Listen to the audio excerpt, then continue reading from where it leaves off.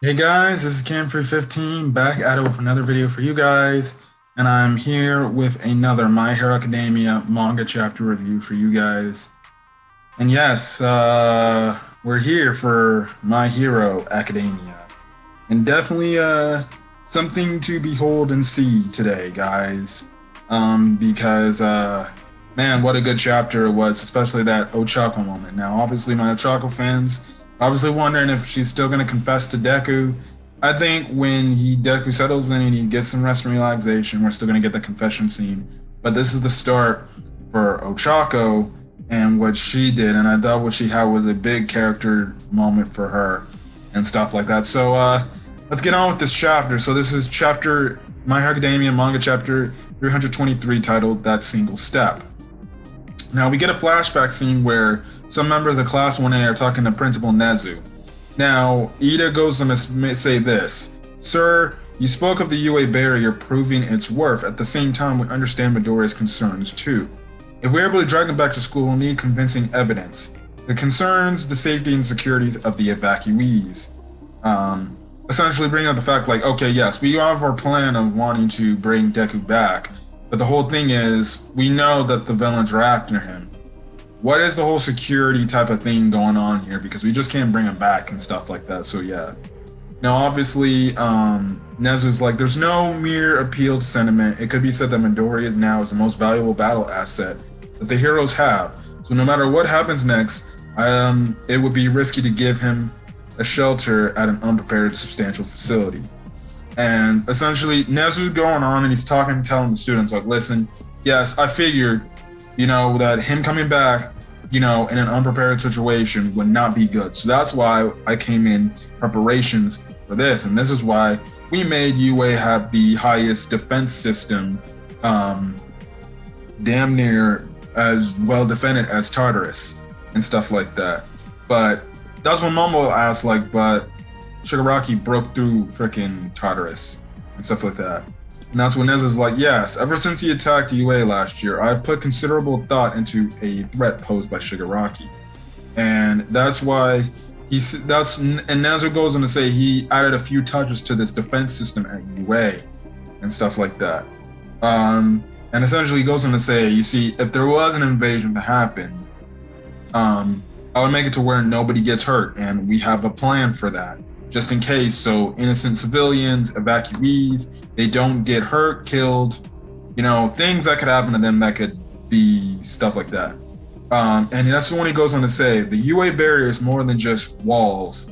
It can actually, UA itself can actually travel. Now Principal Nezu goes on to say the grounds are partitioned like a game board. In each section is equipped with mechanisms that transform it into an underground emergency shelter. Then those individual shelters enter a linear manga-led network that can send them along any number of routes at our discretion. So essentially, it has it to where you have these shelter houses where they tell the evacuees get into these shelter houses or being attacked.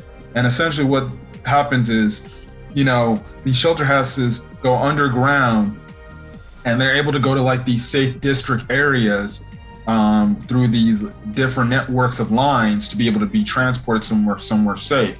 So then they don't get caught up in the crossfire of this. I think it's pretty a cool idea, honestly, in my opinion. I think it sounds like a pretty cool idea and stuff like that. So yeah, now Nezu goes on to say, however, it would be for naught if the system were itself to crumble. Therefore, we fortified the ground with about 3,000 layers of bulwark plate. And he's like, goes on to say that should the system detect unusual activity, a countermeasure will activate. The connecting pillars will unlock, rendering each plate independently mobile.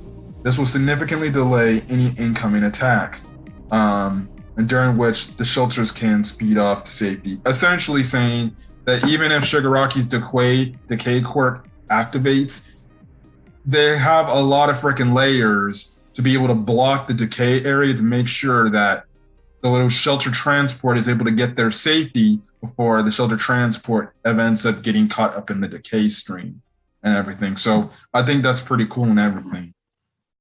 And yeah, so yeah. And this is when, obviously, Nezu says Shiketsu was the first to fortify their security in a similar manner. And the reason why the Shiketsu added security is because, obviously, if you remember from the back half of season 3, are the licensing exam arc. What is it? It was when Toga abducted Kami and pretended to be Kami. And obviously, that was the reason why Shiketsu High bulked up their defenses to make sure something like that doesn't happen again and stuff like that. So yeah, and Nezu does make a mention, say it's just one among several other schools, hero courses that could provide a safe haven should they need to flee. So that's pretty good, cool and everything. Now Togoyami makes a mention saying this upgrade seems designed to deal with decay transmitting through objects. But how could you have known at the time of the school festival how his quirk would evolve? Now, a lot of people at this point are bringing up the traitor theory again of who the traitor could be. And they recognizing it to, obviously, Principal Nezu here with that statement of the fact that Otogami said, but how would you be able to tell that, Shigaraki stuff from now when you made this whole defense system back in the school festival? Listen, it could be a thing. In my opinion, the whole traitor thing, honestly, I feel like they dropped the traitor storyline, to be honest, because I feel like they just dropped it now. Again, I'm not saying Horikoshi dropped it, but I just don't see any need for the traitor at this point in the story. But who knows? Maybe we could get a secret, type of thing going on and stuff like that. So, yeah, but I don't know. In my opinion, I feel like they dropped the traitor storyline, but we'll just have to see how it progresses. But Tokiyami does make a convincing argument now. Nezuru responds by saying, indeed, there was no existing evidence for such a thing. I just relied on my intuition. So that's mostly why people say, oh, Nezu's probably the traitor because it's weird. But hey, like people say, you can never be too cautious. And stuff like that. And essentially, Nezu's like, I spent a lot of freaking money to get this whole thing's, essentially activated and stuff like that. So yeah, that's the thing. Now Nezu's like, lack of understanding and tolerance. It seems like we're just always one step away. Try as in my humanity struggles to make the true progress down its path. Issues shift and voices clash, making that single step feel like an impossible journey. In any case, I believe that there is a sound argument to be made for him being here with us. Go on top no matter if we're full thing. Essentially, Nezu's saying that, we can take this next step if we can find Deku. And for him being here, that's gonna be one single step to help us win this whole effort. So we cut back to the present, and obviously, like we know in the we know what happened when Deku finally returned to UA.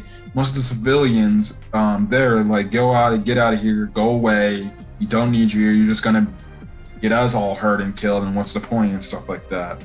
So yeah, and they're telling them to get lost, and it's like, it's funny too, because it's like, clearly these freaking people don't care. Like, I understand that they have an objection to care about their own safety, but at the end of the day, Deku's like a 14/15-year-old kid at this time. So they're being this rude to a kid. They'd rather have a kid die than their own side, than their own, hides. And it goes to show you, when you're in a situation where it's like life or death, technically you can see who are the really compassionate people and who are people that just only care about themselves. And again, like I said, now of course, many of the civilians have rights to feel the way about heroes and stuff like that, but in some parts, sometimes I feel like some of the civilians so far, even though some of them are in the right about how hero society is screwed up, some of them are kind of messed up with the whole thing, like, oh, you guys need to do it. And it's like, well, they're doing the best they can. You can at least try to give them the benefit of the doubt. But hey, that's where we're at right now in the story. So yeah, we get some panels where we see, obviously, we see Deku's mom. She's obviously bald. Her eyes are bawling out with tears and everything. Bakugo's mom is holding her back because obviously everything that's been going on. We see Eri. We see Eri. We see Rimkota with one of the Wild Wild Pussycats and they're just hearing all these despicable things that they're saying about Deku and stuff like that. They're like, hell, one of the people come like, didn't he has all these multiple quirks that makes him a gnome? I'm like, okay, you people really are freaking just being rude just to be rude and everything and stuff like that. Now, Android 13 goes on to say, or 13 goes on to say, some of them were more understanding earlier, but not all their doubts could be, essentially convinced that, hey, this is a good idea. Now, President Mike goes on to say, let's keep calm, folks. Let's calm down and stuff like that. And obviously, this is when Best Genius gets involved, and he's like, listen, Principal Nezu said UA is the safest place to be. You guys are going to be fine and stuff like that. Listen, and he goes on to tell the civilians, listen, at first, our whole plan was to use Izuku Midoriya to bring out the villains so we could find out their whereabouts and then take them down that way. But that backfired and that failed, so we're taking a different approach and have him rest up, re-heal, and we'll counteract and make a strategy from that point on then and stuff like that. And he also makes a mention like, yes, the villains want him, but this also means he's our most valuable asset right now. So we got to make sure he's taken care of and he's safe and everything and stuff like that. And the thing is, and Prince Genius is like, listen, if he is worn out and he's tired and he's exhausted, we're going to lose this whole thing and stuff like that. So, listen, we need you guys to just believe in us, trust in us that we can get the job done and understand. You just have this one dude say, you losers failed to defeat them all, defeat them a few days ago, a few months ago and stuff like that. And you just you let Japan turn into what it is now and everything. And essentially, this one guy is like, why should we give you the benefit of the doubt? Why should we wait more on your mistakes? You guys need to fix it and stuff like that. And that's when you just have this mob of people just saying like, we don't believe this, you're done, screw you guys and stuff like that, and everything. And you just see Deku take this whole thing. Obviously, you have Iko Midori just hearing all this, and she's like, this is her son. Like, literally, she's hearing people literally, just give unnecessary hatred towards her own son. So obviously she's in it. And then that's when we get Ochako's moment. She jumps up, she takes President Mike's mic, our air horn. She jumps up, and then also we see Ochako's mom and her dad right there. She gets to the top of the building of UA, and that's when she screams out, Izuku Midoriya. So she finally calls Deku by his real name, Izuku Midoriya. She goes and say he has a special power in him. Now, obviously, the civilians are like, so what's your point? Like, we don't freaking care. This when Ochako goes on to say, you don't get it. He left school in the first place because he didn't want to make trouble for anyone. We were the ones who brought him back here. Obviously, Deku's listening to this whole statement that Ochako's making. Ochako goes on to say that power of his, yes, it's really special. It's a power that exists to beat all for one. That's why they're after him. That's why he had to leave this place. He left and went through everything he's been through up to this point. And he's like, who knows what was out there? And that's when Ochako tells them, take a look at him. Look at how he looks.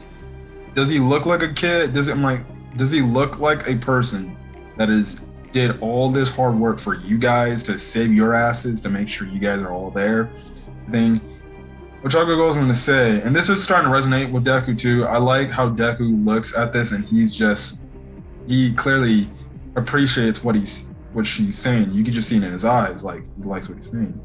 So Ochako goes on to say, like, more than anyone, he wishes he could fix everything. You're looking at a guy who could be attacked at any second, but continues to move forward. So really, look at him, please. And more people start to look at Deku. And then we see that one fox lady we saw a few chapters back where Deku saved her. And that's when the fox lady is like, that's the boy that saved me not too long ago. And stuff like that. And Ochako's like, special powers are one thing, but there are no such thing as a special person.